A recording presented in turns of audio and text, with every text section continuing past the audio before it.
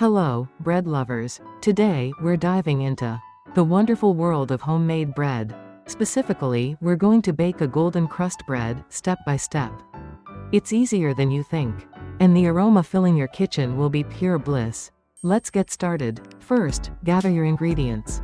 You'll need 3 cups all-purpose flour, 1 teaspoon salt, 1 packet or 2 14 teaspoons active dry yeast, 1 12 cups warm water about 105 to 115 F, 1 tablespoon sugar, 2 tablespoons olive oil. Now, let's mix the dry ingredients. In a large bowl, whisk together the flour and salt. Then, add the yeast and sugar. Give it a gentle mix to combine everything evenly. Time to add the wet ingredients.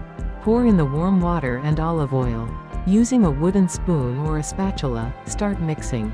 The dough will be shaggy at first, but don't worry, it will come together. Once the dough starts to form, it's time to knead.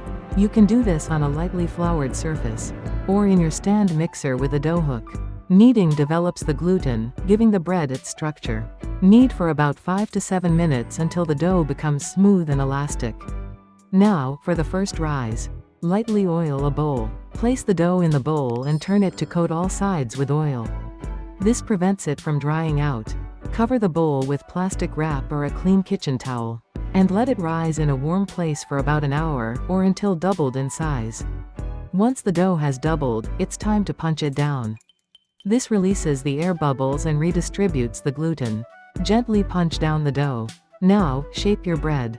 You can make a round loaf, a baguette, or any shape you like. For a classic loaf, gently shape the dough into a log. Place the shaped dough on a baking sheet lined with parchment paper. Cover it again and let it rise for a second time, for about 30 to 45 minutes. This is called the proofing stage.